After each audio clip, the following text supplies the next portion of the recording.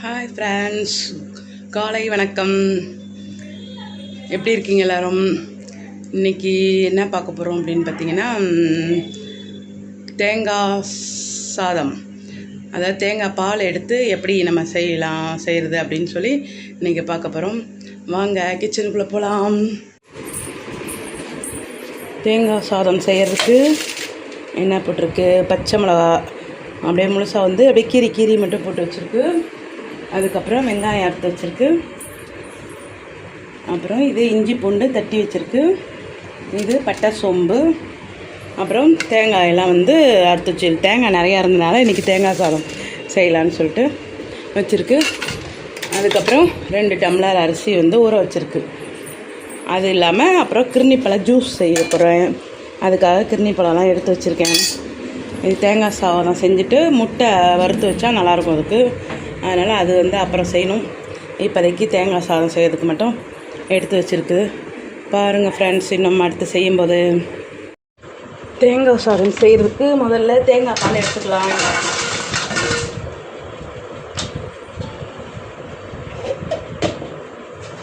தேங்காய் பால் எடுத்துட்டா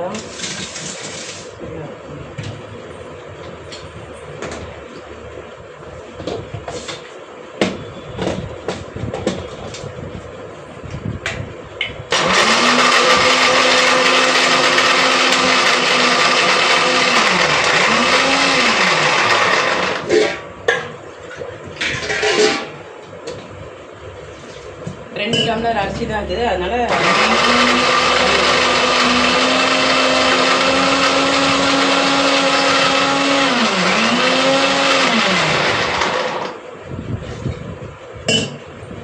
கொஞ்சம் தான் வந்து அரிசி போட்டிருக்கேன். ஏன்னா 2 பேருக்கு தான். அப்புறம் நான் சாயங்காலம் தான் பசங்க ஸ்கூலுக்கு போயிட்டு வருவாங்க. அதனால் அப்புறம் தேங்காய் சோறுன்றனால ஒரு அளவுக்கு டைமிங் தான், இல்லைனா வந்து கெட்டு போயிடும். அதனால தான் கொஞ்சமாக செஞ்சுருக்கு. நைட்டு வந்து தோசை தான் டிஃபன்றனால, காலையிலைக்கு மத்தியானத்துக்கு மட்டும்தான். அதனால் கொஞ்சமாக தான் செய்ய போகிறோம். அதனால் தேங்காய் பாலும் கொஞ்சமாக எடுத்தால் போதும். ஏன்னா ஒரு தடவை பிடிஞ்சாலே போதும். 2 டம்ளர்ன்னும் போது அது திருப்பி தண்ணி ஊற்றி அரைச்சாலும் வரும். நல்லா நிறைய தண்ணி வரும் அந்த தேங்காய் பால் மட்டுமே. ஆனால் அது வந்து நிறையா சாப்பாடு செய்யணுன்னா அது வந்து அது மாதிரி போடலாம். இது வந்து கொஞ்சம் தான் செய்யறதுனால ஒரு தடவை கொஞ்சமாகவே தண்ணி, அந்த 2 டம்ளர் வர அளவுக்கு மட்டும் தண்ணி எடுத்துக்கிட்டாலே போதும்.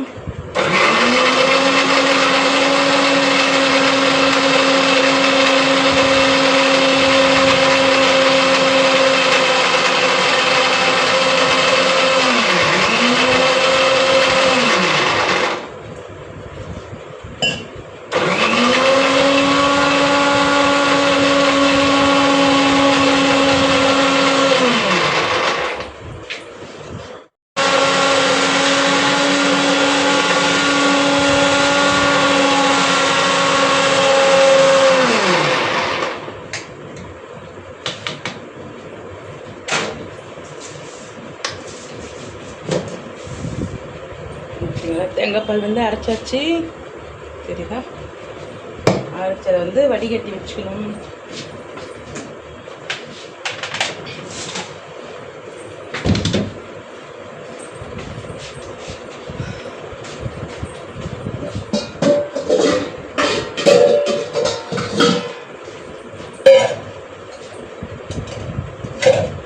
தேங்காய் பால் வந்து வடிகட்டிக்கலாம்.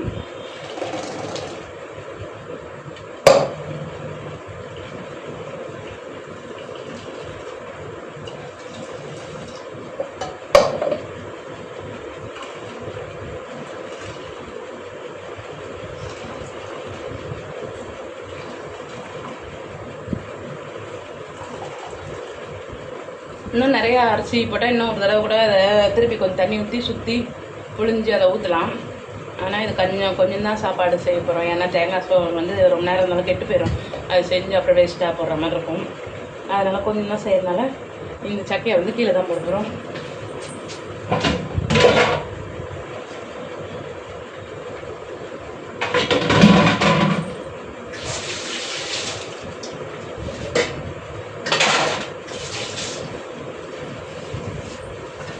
இப்போ வந்து குக்கர் வச்சிடலாம்.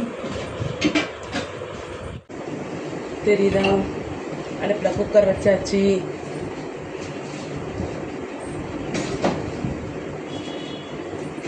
எண்ணெய் ஊற்றிக்கலாம். எண்ணெய் என்னென்னா ஸ்டவ் பற்ற வைக்கிறது, அடுப்பு பற்ற வைக்காம அடுப்பு பற்ற வச்சுட்டு எண்ணெய் வந்து கொஞ்சம் இது தேங்காய்ன்றதுனால தேங்காய் வந்து எண்ணெய் தான் இருக்கும், நிறையா இருக்கும். அதனால் ஒரு ஸ்பூன் போட்டால் கூட போதும், ஒரு சின்ன கரண்டியில் ஒரு ஸ்பூன். ஏன்னா அது தேங்காவே வந்து எண்ணெயாக இருக்கும், அதனால் அப்புறம் ரொம்ப எண்ணெயாக இருக்க மாதிரி இருக்கும்.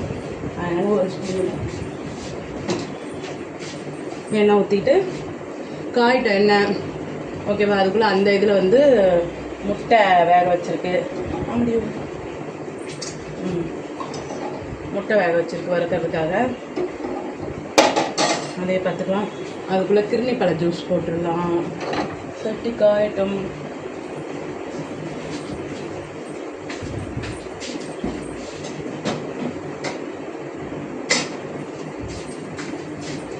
கருவேப்பிலை போட்டுக்கலாம் எடுத்து. புதினா கொத்தமல்லிலாம் கொஞ்சம் பிச்சு போடலாம் அப்புறம் வதக்கும் போது. அப்புறம் லாஸ்ட்டாக இறக்கும் போதும் போட்டோம், ஆனால் அதில் இல்லை, அதனால் போடலை. இப்போதைக்கு பச்சை மிளகாய், வெங்காயம், பட்டை, சோம்பு பாக்கெட்டு, கருவேப்பிலை, இஞ்சி பூண்டு தட்டி போட்டிருக்கு, தேங்காய் பால் வச்சுருக்கு. எண்ணெய் காஞ்சிருச்சு. நம்ம இந்த பட்டை சோம்பு போட்டுக்கலாம்.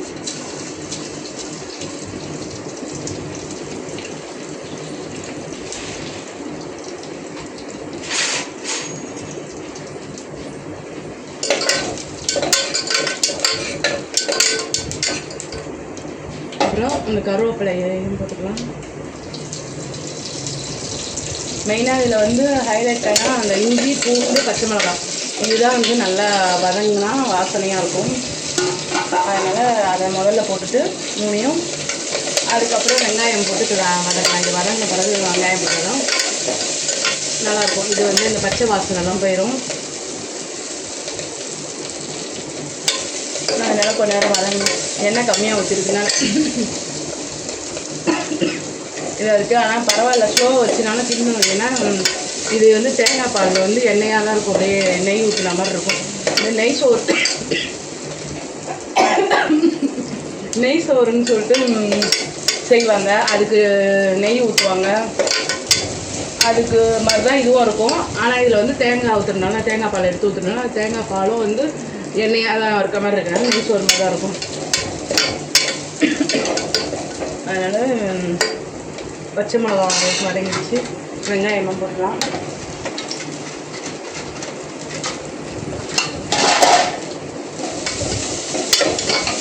கொஞ்சம் ஸ்லோவாக வச்சே கூட வதக்கலாம்.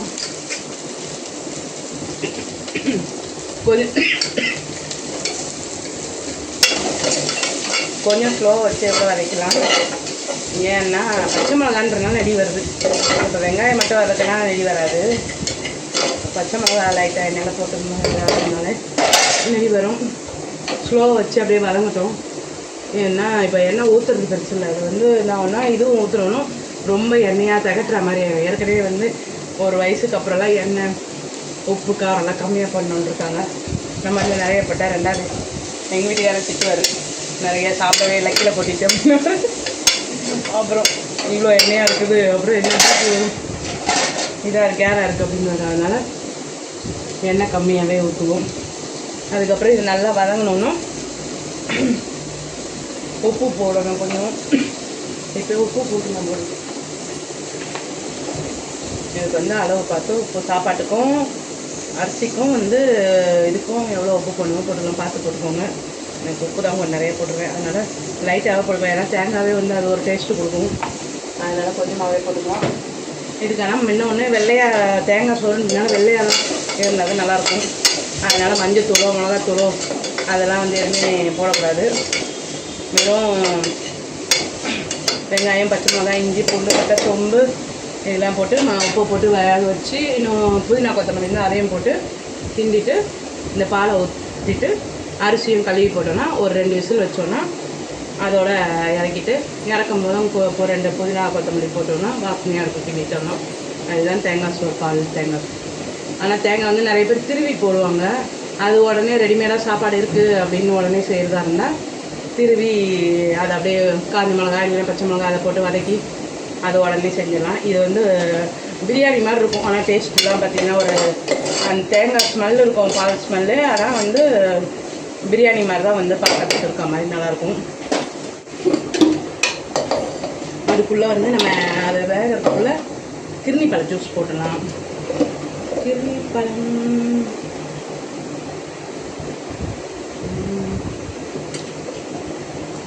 பழமாவே நல்லா தான் இருக்குது. கிர்னி பழ ஜூஸு வெல்லம்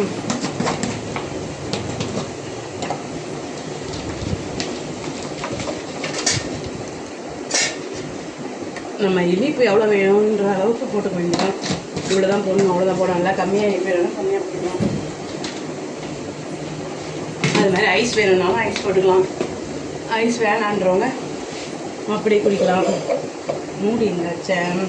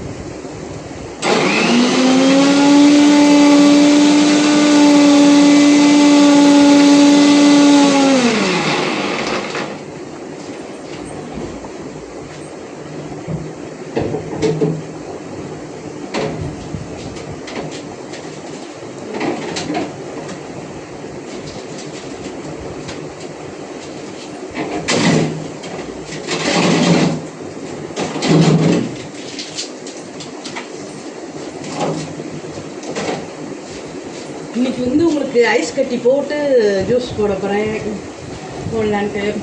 ஐஸ் கட்டி பாருங்க ஃப்ரீசரில் அப்படியே கட்டி ஆயிடுச்சு.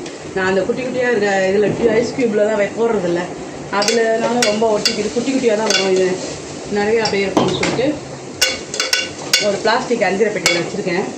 அதுவே பார்த்திங்கன்னா அப்படியே ரொம்ப கட்டி ஆயிடுச்சு. அதை கொஞ்ச நேரம் தண்ணியில் ஊற்றி அதை மெல்ட் பண்ணாதான் சரி.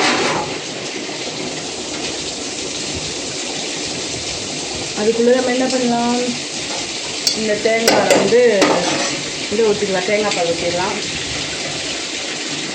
அப்புறம் சாப்பாடம் போட்டுடலாம். 2 டம்ளர்ன்றதுனால 2 டம்ளர் அளந்து தான் அதை வச்சுருக்கேன். 2 டம்ளர் அரிசி. இது வந்து ஏற்கனவே வந்து அரிசியில் வேறு ஊரில் வேறு இருக்குது, தண்ணி வேறு இருக்குது. அதனால் ஒரு 2 டம்ளராக எடுத்தேன். ஏன்னா ரொம்ப 4 டம்ளராக ஊற்றினாலும் அது வந்து ரொம்ப சொதன்னு ஆயிடும். ஏன்னா தேங்காய் பால் இது வந்து எண்ணெயாக இருக்கிறதுனால இதுவாக இருக்கும். தேங்காய் பாலே வந்து எண்ணெயாக இருக்கிறதுனால வந்து அதில் வந்து நம்ம இன்னும் தண்ணி ஊற்றினாலும் அது ரொம்ப தண்ணியாக போயிடும். அதனால் 4 டம்ளர் அரிசிக்கு ஒரு 3 டம்ளர் தண்ணி இருந்தாலே போதும். அதனால் அதை பார்த்துட்டு கொஞ்ச நேரம் கொதிக்கிட்டு அப்படியே கொதிச்சு டேஸ்ட்டை பார்த்துட்டு மூடி வச்சிடலாம்.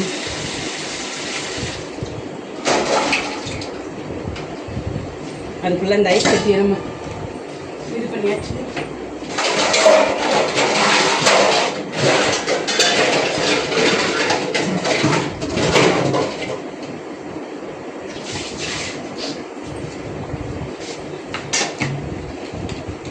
அப்புறம் ஒட்டிக்கிட்டு வர மாட்டாங்க. இதில் ஃபுல்லாக அஞ்சரை பெட்டி பிளாஸ்டிக்கு இது ஃபுல்லாக இருந்தது. எல்லாம் அப்படியே எடுத்து தேய்ச்சிட்டு அதை காணாமல் போயிடுச்சு. டப்பாவில் 3 டப்பா தான் இருக்குது உள்ள, அந்த குட்டி டப்பா. அதனால் இந்த இதில் இருக்க ஐஸ் கட்டி ஏற்று போட்டுருவோம். அதுவே வர மாட்டேங்குது. எவ்வளோ நேரம் வச்சு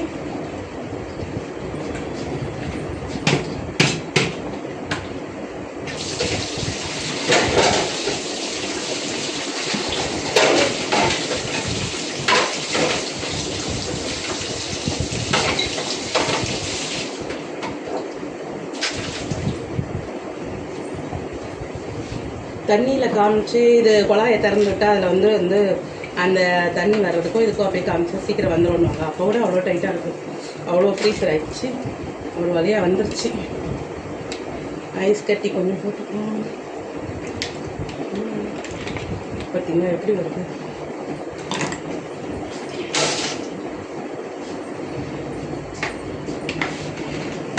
இப்போ மறுபடியும் வந்து இதிலெல்லாம் கொஞ்சம் தண்ணி ஊற்றி வச்சிடணும். அதில் அப்போ தான் அடுத்து ஏதாவது தேவைன்னா எடுத்துக்கலாம்.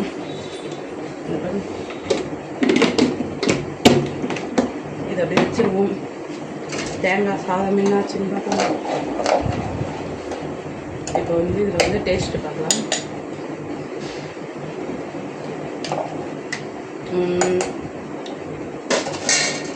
உப்பு வந்து கம்மியாக தான் தெரியுது கொஞ்சம். இருந்தாலும் அது வந்து வெந்த உடனே எனக்கு தான் கம்மியாக தெரியும். ஏன்னா நான் தான் உப்பு சேர்க்கலே சொல்லி சேர்த்துருப்பேன். உப்பு நிறைய சாப்பிடுவேன். அதனால் எனக்கு அதிகமாக இருக்கும். அப்புறம் மற்றவங்களுக்குலாம் ரொம்ப அதிகமாக இருக்கும். அதனால் கரெக்டாக தான் இருக்குது. போதும், அப்படியே மூடி வச்சிடலாம். மூடி வச்சுட்டு திறந்து பார்ப்போம்.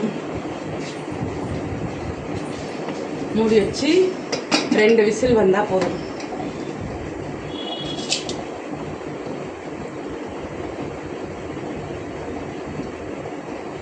அது மாதிரி பெரிய ஸ்டவ்வில் வைக்கும்போது, அந்த பர்னரில் வைக்கும்போது வந்து கொஞ்சம் ஸ்லோவாக வச்சு வைங்க. ஏன்னா இது சின்ன குக்கர் தான், அதனால் சீக்கிரமாக இதாயிரும். அதனால் அந்த குக்கர் வந்து அந்த தீ வந்து பரவுற அளவுக்கு மட்டும் வச்சா போதும். மேலே வரைக்கும் வச்சா ரொம்ப சீக்கிரம் வந்து அது வேகாத மாதிரி இருக்கும். அதனால் அந்த குக்கருக்குள்ளே பரவுற மாதிரி வரைக்கும் அந்த தீ வச்சா போதும். இப்போ ஐஸ் கட்டியை போட்டு வச்சு இதை அரைச்சிடலாம். ஏன்னா மிக்ஸி ஓடும்போது பேசினா ஒன்றுமே கேட்காது. அதனால தான் முதல்ல பேசிட்டு மிக்ஸியை போடுறோம்.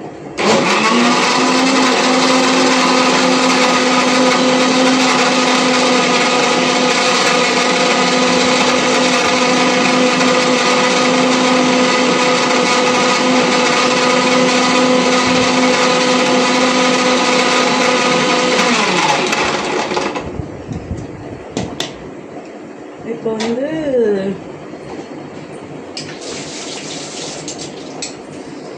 இனிப்பு எப்படி இருக்குது பார்த்துக்கலாம்.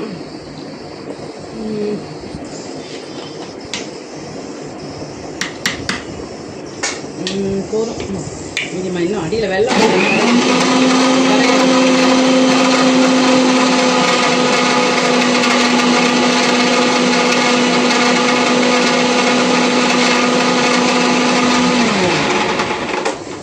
எல்லாமே வந்து எனக்கு கம்மியாக இருந்தால் மற்றவங்களுக்கு கரெக்டாக இருக்கும்.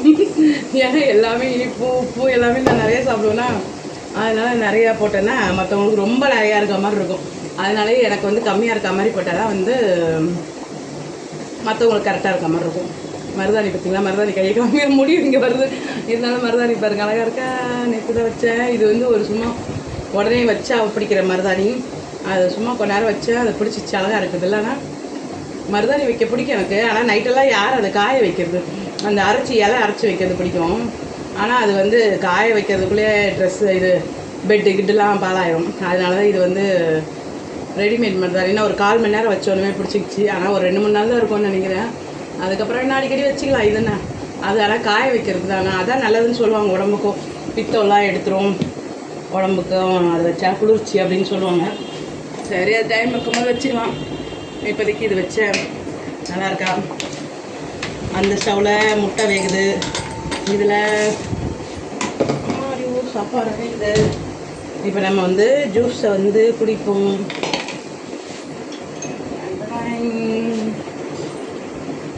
அரைச்சாச்சு பாருங்கள். கூலிங்காக வேறு இருக்குது. கூலிங்காக குடிச்சிட்டு கோல்டாக போகுது. இருந்தாலும் இப்போ வெயிலுக்கு வந்து ஆசையாக இருக்குது, ஜில்லுன்னு கொஞ்சம் குடிக்கணுன்ட்டு தான். அதனால தான் சூப்பராக இருக்குது. ஆனால் குடிக்கிறதுக்கு ஜில்லுன்னு குடிச்சு நல்லா தான் இருக்குது. ஆனால் என்ன ஒன்று, அப்புறம் ஒரே இருமல் வந்துடும். நீங்களும் வாங்க ஃப்ரெண்ட்ஸ், குடிக்கிறீங்களா?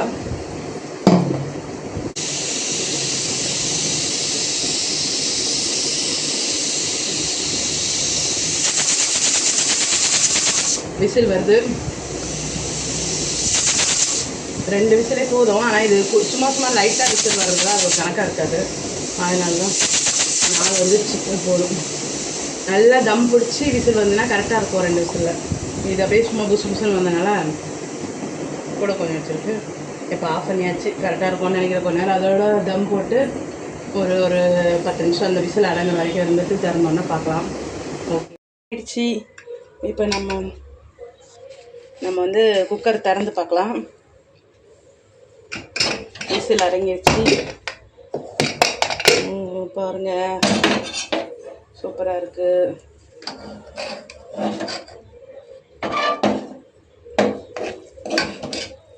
சரிதா, அவ்வளோ கரெக்டாக வெந்திருக்கு. தண்ணியும் பார்த்திங்களா, அதுக்கே கம்மியாக ஊற்றினால கரெக்டாக இருக்குது. இப்போ இன்னும் நிறையா ஊற்றிட்டோம்னா சொதனாயிடும். அதனால் மஞ்சத்தூள் போடாமே பாருங்கள், அந்த இது இஞ்சி பூண்டு அதெல்லாம் போட்டனால அந்த பச்சை மிளகாவில் இருக்க கலர்லாம் கூட கொஞ்சம் கலர் வந்துருக்கு பார்த்திங்களா. அதனால தான் இது வந்து மஞ்சத்தூள்லாம் போடக்கூடாது, வெள்ளையாகவே இருக்கணும். ஓகே, தேங்காய் பாலில் தேங்காய் சாதம் எப்படி செய்யுதுன்னு பார்த்துக்கிட்டிங்களா? எனக்கு தெரிஞ்சது செஞ்சுருக்கேன். அடுத்தது முட்டை வெந்துருச்சு, முட்டையை வறுக்கணும். முட்டை வறுக்கிறது எல்லாருக்குமே தெரியும். முட்டையை முதல்ல உரிக்கணும், ஊற்றுட்டு அப்புறம் அறுக்கணும். அறுத்து மிளகாத்தூள் மஞ்சத்தூள் உப்புலாம் கலந்து அதுக்கப்புறம் கடாயில் வச்சு எண்ணெய் ஊற்றி இதையும் வந்து அப்படியே வறுக்கிறது தான், வேறு ஒன்றும் இல்லை. அதுதான் முட்டை உரிச்சாச்சு. உரிச்சிட்டு அதை வந்து அப்படியே ரெண்டாக்கி வைக்கலாம். இப்படி கிராஸாக இப்படி கீறணும், இப்போ தான் பார்க்க வந்து நல்லாயிருக்கும். கிராஸாக கீறிட்டு அப்புறம் மிளகாத்தூள் மஞ்சத்தூள் உப்புலாம் ஒரு கிண்ணத்து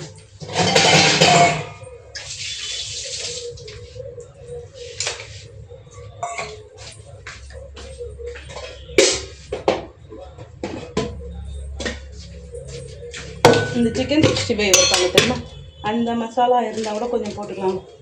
அது வந்து கொஞ்சம் டேஸ்ட்டாக இருக்கும். அதனால் கொஞ்சமாக, ஆனால் அது ரொம்ப ஃபுல்லாக போட்டாலும் அந்த டேஸ்ட்டுக்கு சிக்கன் டேஸ்ட் வந்துடும். அதனால் கொஞ்சம் போட்டு கொஞ்சம் மிளகாத்தூளும் போட்டுக்கலாம். கொஞ்சமாக போட்டுக்கலாம். இது 3 முட்டை தான், அதனால் அவருக்கும் எனக்கு கொஞ்சம் லைட்டாக மஞ்சத்தூள், அப்புறம் தூள் உப்பும் பார்த்து போடணும். முட்டைக்கு இவ்வளோ போட்ட போதும். போட்டுட்டு லைட்டாக தண்ணி விட்டு உப்புலாம் கரையணும். உப்பு மிளகாத்தூள் அப்படியே சேர்ந்து ஒன்றா வந்த பிறகு எண்ணெயை காய வச்சு கொஞ்சோண்டு எண்ணெயை ஊற்றிட்டு இதை அப்படியே டிப் பண்ணி போடணும். அவ்வளோதான்.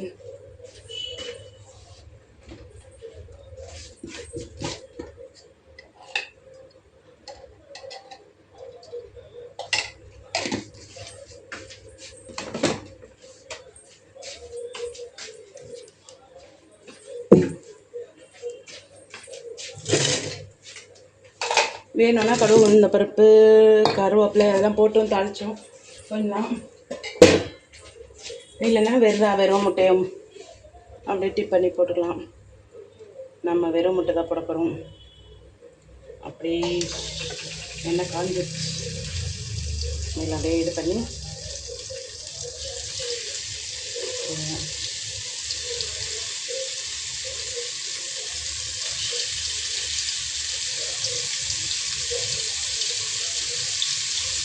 இந்த மாதிரி அப்படியே எல்லா பக்கமும் தடவிட்டு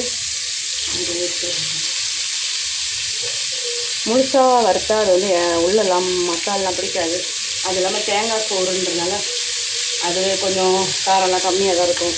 அதனால் இது கொஞ்சம் காரமாக சாப்பிட்டா தான் நல்லாயிருக்கும். அதுக்கு தான் முட்டை வறுக்கிறது. மீதி இருக்கிறது அப்படியே மேலே வந்து ஊற்றி விட்டுலாம், பத்தாதுக்கலாம்.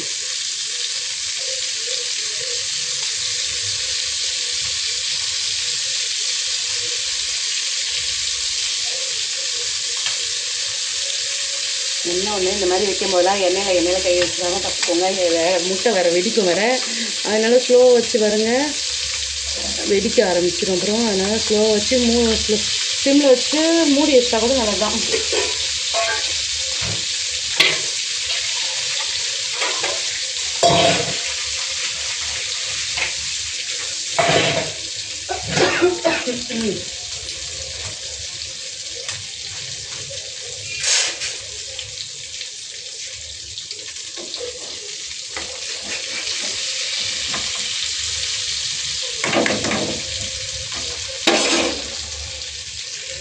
தெரியுதா? நல்லா அப்படியே பொரியுது பாருங்கள். ஆனால் அதை வந்து ஸ்லோவில் வச்சுட்டு ஸ்டவ்வை அப்படியே வந்து கொஞ்ச நேரம் மூடி வச்சிட்டோன்னா நல்லா இந்த மசாலாலாம் வந்து பச்சை வாசனைலாம் போயிட்டு இருக்கும். அதனால் கொஞ்ச நேரம் மூடி வச்சு சிம்மில் வச்சிடலாம். ஏன்னா வெடிக்கவும் செய்யும். அதுக்கும் சிம்மில் வைக்கணும்.